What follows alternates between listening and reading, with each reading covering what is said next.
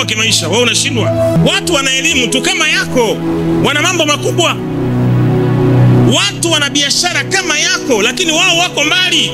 Maisha ni hesabu, kwa itategemea hesabu yako wewe, akili uliopewa na Mungu. Unawezaje kuchambua, kumeng'enyua, ili maono ulionayo yaweze kutimia? Kwa sababu angalia wewe, familia yenu, nani ametoboa kimaisha? Kwa nini ulale? Angalia ukoo wenu, nani ametoboa kimaisha? Nani amefanikiwa? Nani ana sura kumtolea mfano? Yule ana sura? Hakuna. Wote hoi. Kwa nini usiamke? Kwa nini usiwe na uchungu kama kijana wa Kiafrika? Mafanikio yapo kwenye uchungu. Hakuna mtoto anayepatikana kwa furaha. Kamuulize mwanamke yeyote. Kila mwanamke unayemwona na mtoto wamepitia mateso makali. Wengine katika matumbo yao wamepasuliwa, wameshonwa zaidi ya mara 2. Wewe unataka mtoto wa aina gani katika maisha yako? Mtoto wa biashara, mtoto wa familia, mtoto wa nini? Wa safari. Chochote unachokihitaji katika maisha lazima ukipitie katika nini? Uchungu. Kuna message muhimu sana katika maisha ambayo unapaswa kuielewa. Si kila anayekwenda jela ni shetani amepanga aende jela. Wengine ramani zao zinaruhusu aende jela. Kuna mambo katika maisha lazima atokee ili wewe uweze kupanda katika maisha. Si kila kitu cha kukiona na cha kuanza kuwa na huzuni nacho. Mengine Mwenyezi Mungu anafanyaje? Anayapanga wewe yatokee kwako. Chekwa tu, sio dhambi. Chekwa tu, kubali wakucheke, kwa sababu wewe si kwenda saluni nzuri. Kubali tu wapite na magari yao, kwa sababu wewe wakati wako hujafika. Kubali tu kutumia rosheni ya kawaida, kwa sababu wewe bado Mungu hajakukuza katika uchumi. Kubali kuwa na biashara ya kawaida. Usionee haya, usionee haya biashara yako, usionee haya kazi unayoitaka huko walipo wakubwa. Hao wakubwa wana watoto wao wanaotaka kuwarithisha. Amka Afrika. Hizo tenda unazozitaka kubwa huko kwa wakubwa, hao wakubwa wana rafiki zao wanaotaka kuwapa hizo tenda. Unatakiwa kufuata kitu kinachokunufaisha pande ngapi? 2. Ya kwanza rohoni, ya pili mwilini. Kubali kuwa tofauti kuanzia sasa. Sisubiri miaka 70 huko ndo unatafuta kazi. Hapana. Kazi kufanya ni sasa hivi. Huu ndio muda wa kuingia kuchimba madini huu, kuingia kwenye shimo refu chini. Una riski maisha. Hakuna maisha yanakuja hivi hivi. Lazima uriski. Lazima umwagike jasho. Huu ndio muda wa kumwagikiwa na grease. Ingia chini ya gari. Kubali kumwagikiwa na grease. Kubali kuangukiwa na spana kwenye kichwa. Kubali. Utaoga ukimaliza kazi. Ni muda wa kuchukua nafasi yako katika meza ya HW. Tuwasilishe kwako mawazo yenye tija kwa maneno ya dhahabu, kukupa hamasa na kukujengea uwezo wa kufanya zaidi na kuwa zaidi. Welcome to the home of positive vibes. Nilichogundua katika maisha ni kwamba tukiamua kuwafuatisha wenzetu wanachokisema kwa yale ambayo wao wanayaamini ambapo hawataki kutushirikisha, tutakufa kibudu.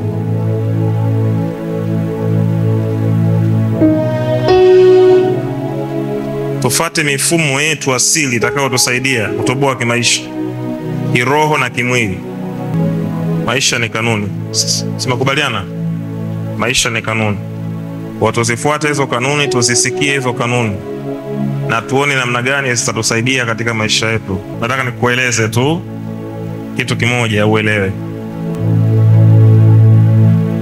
Hivi itakusaidia nini wewe kung'ang'ania mtu mpaka unafikisha miaka 70 haufanikiwi kwenye mfumo mmoja? Yaani wewe kitu hakikufaidishi, hakikusaidii, umeking'ang'ania. Askofu mmoja alikuwa ananiambia watu wanaenda kwa waganga sana. Nikaambia wapeni majibu. Wamekaa na nyinyi muda mrefu, hamwapi majibu. Mnakula tu sadaka, mnanenepa, hamwapi majibu. Kwa hiyo mkitaka wasiende kwa waganga, wapeni majibu. Si ndio iko hivyo? Ukiona mtoto wako anakula pilau kwa jirani, pika. Si kesi imeisha hapo. Wewe mtoto mroho sana, so mroho. Vitu vizuri kila mtu anavitaka. Lakini kuna foundation ya kanisa iliyofundishwa umasikini wa kanisa. kwamba sisi tuko duniani kwa ajili tu tunapita.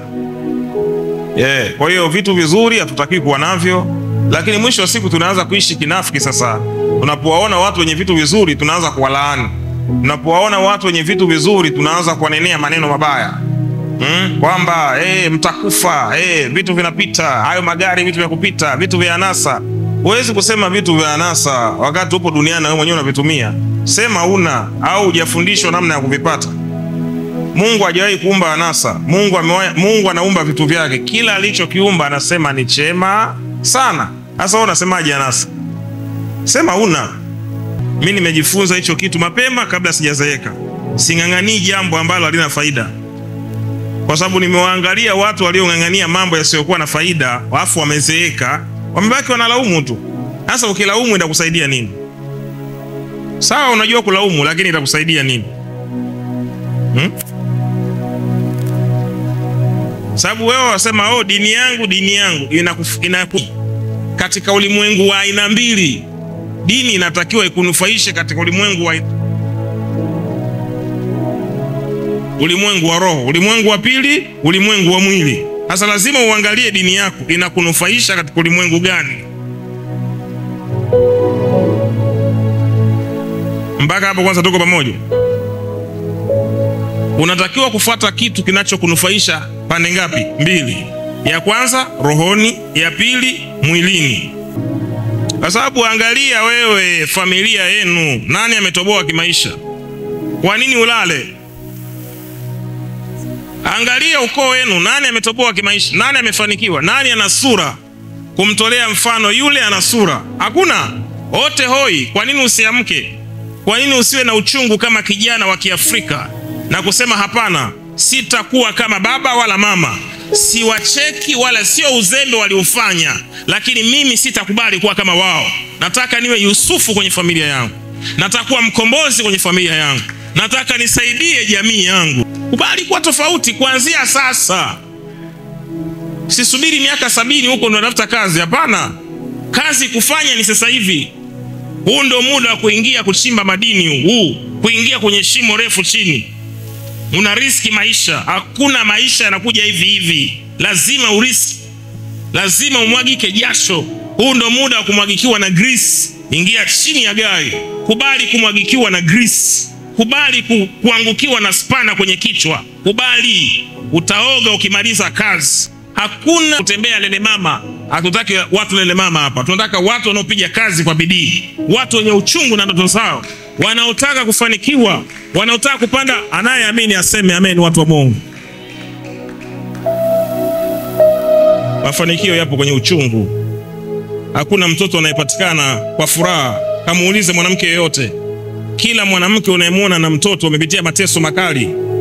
Wengine katika matumbo yao wamepasuliwa, wameshonwa zaidi ya mara 2.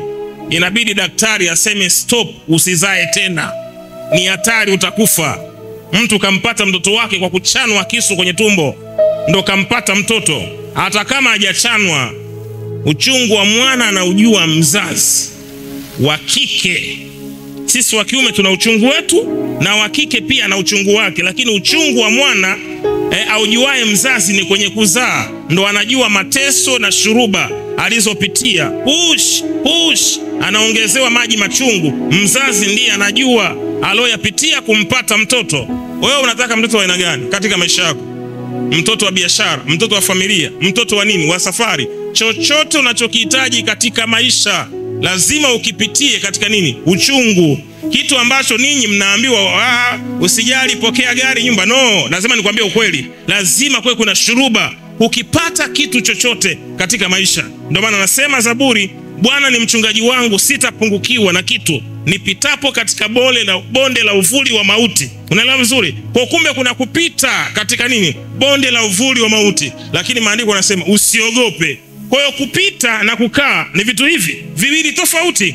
Kwa hiyo sisi tutakubali 2025 kupita kwenye maumivu, kupita kwenye mateso, kupita kwenye matope, kupita kwenye balaa, kupita gerezani, kupita popote. Kuna message muhimu sana katika maisha ambayo unapaswa kuielewa. Si kila anayekwenda jela ni shetani amepanga aende jela. Wengine ramani zao zinaruhusu aende jela. ramani yako mpaka ulale ndani vituo vya polisi mara 10. Ndio ulifuandikiwa bwana, wewe utalala polisi mara 10. Kuna mtu ramani yake ameandikiwa, wewe utaua duniani hapa pasipo kusudia, ila utaua. Unashangaa unakuwa dereva, jamaa anakuja anajaa, kila unavomkwepa anakuja, kila unavomkwepa anakuja, ili mradi liandikwe aliuaga huyu. Kila unavomkwepa anakuja, alafu anakuja kusimama, anakuja kuivaa gari, ushasimama, anajigusa tu kidogo, anaanguka. Wanasema pressure ilimzidia kafa, ili mradi litimie neno kwamba Mandela ili awe rais, atakuwa rais wa South Africa, lakini lazima apitie jela. Yameandikwa hayo. Kuna mambo katika maisha lazima atokee ili wewe uweze kupanda katika maisha. Si kila kitu cha kukiona na cha kuanza kuwa na huzuni nacho. Mengine Mwenyezi Mungu anafanyaje? Anayapanga wewe yatokee kwako. Wengine mlizaliwa, mama alikufa, baba alikufa, ukaanza kulelewa kama chokoraa, yatima ukiwa bado mdogo. Mungu aliruhusu upitie hayo, ukose wazazi wote wawili. Mungu alikuwa na maana. Wengine mmezaliwa, wengine hawaoni, wako watu hawaoni, ni vipofu. Amekuwa, Mungu ameruhusu kumnyima macho. Ilikuwa ina maana Yusufu kuuzwa na ndugu yake, ilikuwa ina maana. Ramani yake inaruhusu auzwe Yusufu. Ramani yake inaruhusu aingizwe kwenye shimo. Ramani ya Yusufu inaruhusu anunuliwe na Waarabu wamnunue, auzwe. Mtu huyo anauzwa. Ramani inaruhusu hivyo. Ramani inaruhusu afike mpaka kwenye nyumba ya mfalme, atamaniwe kimapenzi na mke wa mfalme. Ramani inasema hivyo. Alafu ramani inasema aende jela. Kwa hiyo si kila anayekwenda jela ana mikosi. Wengine Mungu ameruhusu wapitie kwanza jela, wajifunze jambo fulani ili safari yao waweze kufikia. Yusufu akakaa jela, ndipo akaota ndoto mfalme kule, akaambia kuna mwamba yuko gerezani. Kwa wako watu wapo gerezani, lakini walioko nje ya gereza majibu yao hawawezi kuyapata mpaka walioko ndani ya gereza watoke. Yuko mtu uraiani huku hawezi kujenga, fundi wake yuko gerezani. Yuko mtu uraiani huku hawezi kufanikiwa. Kuna mtu yuko gerezani, inabidi atoke gerezani ndo aje awe commissioner, aje awe labda mtu fulani, aje kuwa engineer. Yupo lakini gerezani. Yuko mwanamke hawezi kuolewa na mwanaume yeyote, yuko jamaa gerezani kafungwa kule, inabidi atolewe gerezani ndipo aje amuoe. Kila mtu duniani ana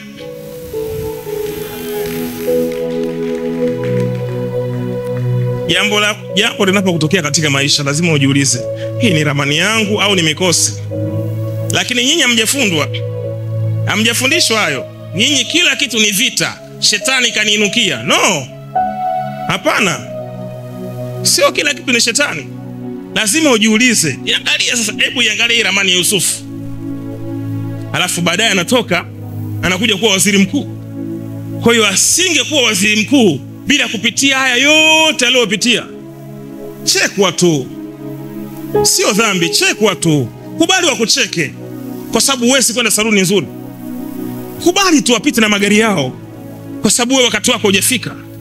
Kubali tu kutumia lotion ya kawaida, kwa sababu wewe bado Mungu hajakukuza katika uchumi. Kubali kuwa na biashara ya kawaida. Usionee haya, usionee haya biashara yako. Usionee haya hata kama ni kilema, umeungua upande mmoja. Usianze kuvaa mawigi ya kuficha kilema. Usifiche kilema. Inabidi dunia ikujue una kovu. Usifiche. Kujikubali hivyo hivyo ulivyo.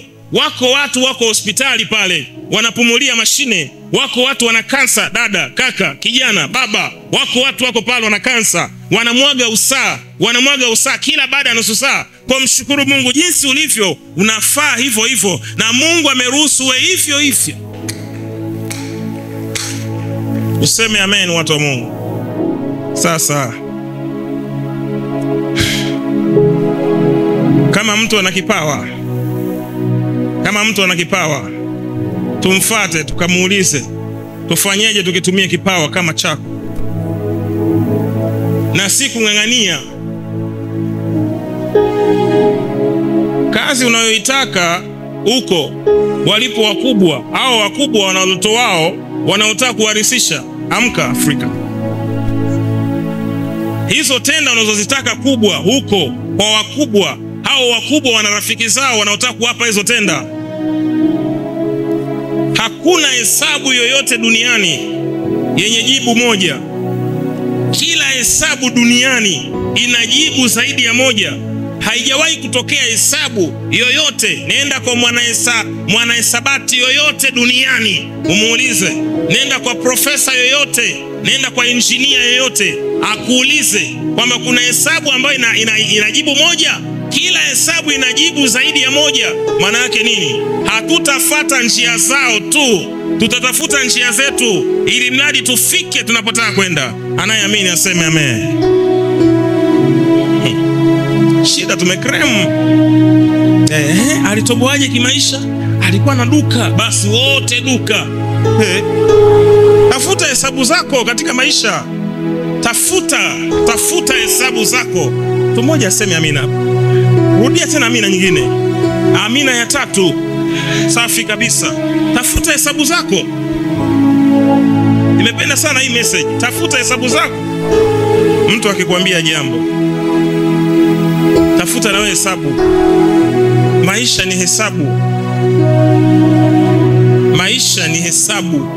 Narudia kwa mara ya tatu. Maisha ni hesabu. Itategemea namna gani wewe umepewa mtihani wako hapa duniani. Na kila mwanadamu hapa duniani anatakiwa atatue hesabu aliyopewa. Maisha ni hesabu. Kwa itategemea hesabu yako wewe, akili uliopewa na Mungu, unawezaje kuchambua, kumeng'enyua, kupekua, kufunua, kutoka, kuingia, kuhesabu, kujumlisha, kutoa, kugawanya, ili maono ulionayo yaweze kutimia. Ndio maana watu wanavyo vitu kama vyako wanatoboa kimaisha, wewe unashindwa. Watu wana elimu tu kama yako, wana mambo makubwa. Watu wana biashara kama yako, lakini wao wako mbali. Ni namna gani ambavyo wao wanaweza kujumlisha, wanaweza kutoa, wanaweza kugawanya, wanaweza kuzidisha kwa kile walichopewa na Mungu. Wewe ukipewa mtihani wa hesabu wa maisha yako, unakwenda kuwapa watu wengine waufanye. Hii dunia mnaferi kwa sababu ninyi roporopo, kimdomo mdomo. Mtihani haufanyi kwa kuongea. Mtihani unaufanya kwa... Unanielewa vizuri? Hakuna mtihani jamani. Unasemaje hapo? Swali la 4 nasemaje? Huo ni mtihani. Mtihani unawekewa wasimamizi. Mtihani wanakuja hadi polisi, wanakaa nje, wanalinda. Ni kitu sensitive. Mtihani, maisha ni mtihani. Yafanye maisha yako kuwa nini? Kuwa mtihani. Nikimaanisha nini IPM? Nikimaanisha kwamba tunatembea kwa mwendo wa siri. Hatuwaambii tena biashara zetu, hatuwaambii tena siri zetu. Tukichumbiwa hatuwaambii, tukipata biashara hatuwaambii, tukipata safari hatuwaambii, tukipata huduma hatuwaambii, tukipata mialiko hatuwaambii. Yani wataona mambo yanatokea tu, watayaona wao wenyewe yakitokea. Kwa sababu hakuna uchawi mkubwa kama uchawi wa maneno. Tumewaambia watu mambo yetu, tumeferi. Tumewaambia watu mambo yetu, tumeshindwa kufanikiwa. Uchawi mkubwa ni maneno. Unapomwambia mtu jambo lako akaanza kunungunika, alitokea hilo jambo. Halitokea hii. Mungu aliumba dunia kwa nini? Kwa kusema. Kule wanasema kun fayakun. Alisema kuwa nayo ikawa. Alladhi lahu mulki samawati wal ardhi. Alisema kuwa ikawa. Na huku pia kwenye Biblia Mwenyezi Mungu anasema kitabu cha Mwanzo, naye akasema na iwe jua, na iwe mbingu, na iwe. Mungu aliumba dunia, aliumba vyote. Alikuwa anafanyaje? Alikuwa anasema. Kwa hiyo hawa watu tuliowaamini tukawapa access za maisha yetu, tukawapa uaminifu wetu, tukawapa upendo wetu, tukawapa siri zetu, kila siku tunazikuta mitaani. Mambo yetu hayatokei, mambo yetu hayaendi, mambo yetu hayafanyiki. Unataka kufungua duka, unawaeleza rafiki zako, unashangaa mambo yanaanza kuwa magumu. Mungu anakuletea mdhamini, anakuambia nitakusaidia, ndafanya hili na hili. Unakwenda kumweleza rafiki yako kama ni habari njema, kwamba bwana, ndugu yangu mmoja alikuwa yuko nje ya nchi, amerudi, ameniuliza nifanye kitu gani. Nimwambia nataka nifungue duka la nguo, au duka la nywele, au duka la kucha, au duka la viatu, au duka la bucha la samaki, au bucha la ng'ombe, au bucha la mbuzi. Amekubali, amesema ananipa milioni 10, amekubali kabisa, ameniomba na namba ya simu au ya benki nimpe aweke hela. Unakwenda kumwambia tu, mambo yanakwama. Hatutafanya makosa ya kuwaeleza watu siri zetu tena.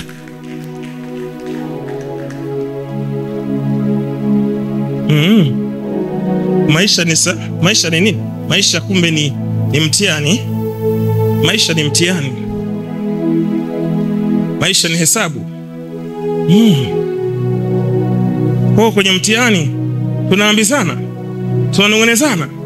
Kwa sababu mimi simuoni huyo mwenye upendo. Simuoni huyo mwenye upendo. Mimi simuoni.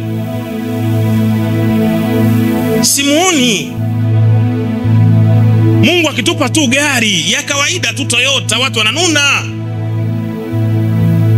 Unanunua tu Max tu milioni 25 tu, watu wananuna mwezi mzima, ambao unawajua hawa ni marafiki, unawaita marafiki. Max ya kunununia milioni 25 tu.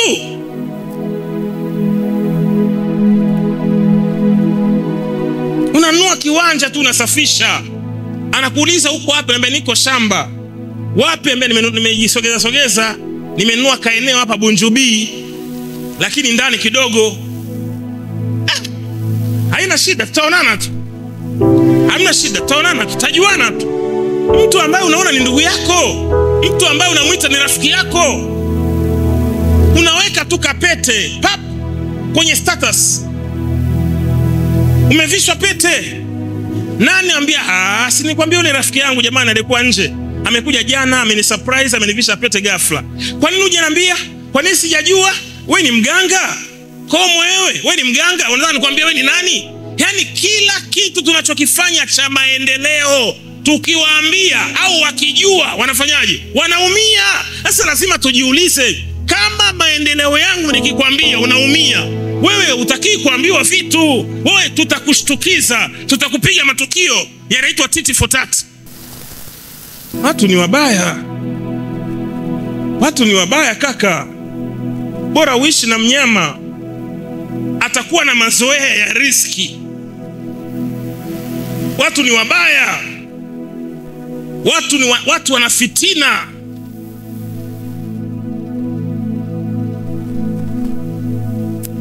Siku moja nilitoka na wife, nikaenda naye sehemu. Dada mmoja anamjua toka zamani, akamuuliza, "Hani wewe Lilian, mbona uzeeki?" Yaani kwa kweli yani mimi mpaka nashangaa. Hata muonekano wako unawatesa. Zeeka haraka wafurahi. Zeeka kuwa na makonyanzi ili wapate amani. Sema amina. Kuwa na makonyanzi. Tukinenepa yamekuwa kama tembo. Tukikonda haya maukimwi hayo. Tukikoa tu kwa swaga TB. Tukiinama yanakuwa shako. Tukisema naenda kujisaidia haja ndogo ana kisukari. Wanadamu hawa. Ukiwa mrefu ngongoti, ukiwa mfupi sijui kama atapendeza kwenye harusi. Tuweje sasa? Ukiwa huna nywele, unaona ameanza kuzeeka, nywele zimeisha. Mungu akikupa nywele hili nalo na manywele yake, anawaiga watu wa nje, anapendeza. Ukiwa na kidevu kizuri kirefu hivi, kaka gaidi. Ukiwa huna kidevu, huyu naye kama kasongo. Tuweje? Hao ni watu wazoe. Mtu aseme amen. Nakwambia jikubali dada yangu hivyo ulivyo. Hii dunia jikubali. Mshukuru Mwenyezi Mungu ulivyojikubali hivyo. Moja ya kufuru ya mwanadamu kwa Mungu ni kujikosoa jinsi alivyo. Mungu anajua kwa nini amekufanya ufike hapo. Mungu anajua. Na watu wafupi ni vile tu mjiamini. Lakini watu wafupi mnakuwa mshukuru Mungu sana kwa mfupi. Watu wafupi sifa yao ya kwanza wanaishi maisha marefu.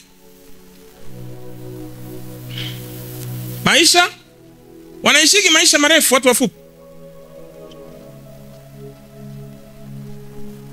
Sifa yao ya pili wanapenda kujua taarifa nyingi. Sifa yao ya tatu ni ving'ang'anizi. Aking'ang'ania kufanya jambo mpaka linatokea. Ni sifa nzuri. Tunamwona Zakayo, nataka nimuone Yesu. Alimuona kumuona. Kulikuwa na watu warefu pale na hawakumuona Yesu. Walikuwepo watu warefu pale na hawakumuona Yesu. Lakini yeye ni mfupi, lakini watu wafupi wanakuaga na neema za kutafuta opportunity. Yaani hawashindwagi. Nyie mnawaita wabishi, so ubishi. Huwa wanatafuta opportunity. Afikie juu anaweka story, anataka afike. Sema amina.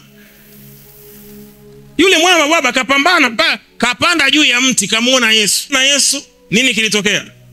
Yesu akamwambia, leo hii nataka niingie wapi? Nyumbani mwako. Umeona hiyo juhudi hiyo? Ni mbaya hiyo. Sasa sisi warefu ndo hivyo. Kuwahi kuumwa miguu, hivyo. Kiinama shida, ukiinuka shida. Tuna neema zetu na tuna balaa letu. Tuwapigie kidogo makofi hawa watu wafupi hao.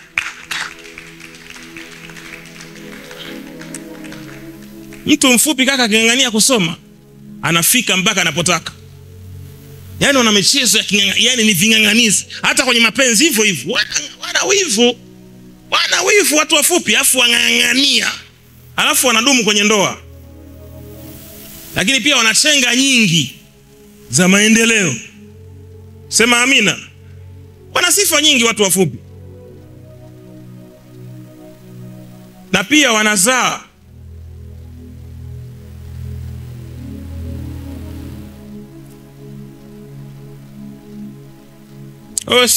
Sio kitu kibaya kuwa mfupi. Acha kujihukumu mimi na yaani kwa kweli Mungu hapa sio alifanyaje? Alifanyaje vipi? Tulia hapo. Alifanyaje vipi? Mshukuru Mungu. Mungu anajua kwa nini amekufanya kuwa hapa. Ni muda wa kuchukua nafasi yako katika meza ya HW. Tuwasilishe kwako mawazo yenye tija kwa maneno ya dhahabu, kukupa hamasa na kukujengea uwezo wa kufanya zaidi na kuwa zaidi. Welcome to the home of positive vibes.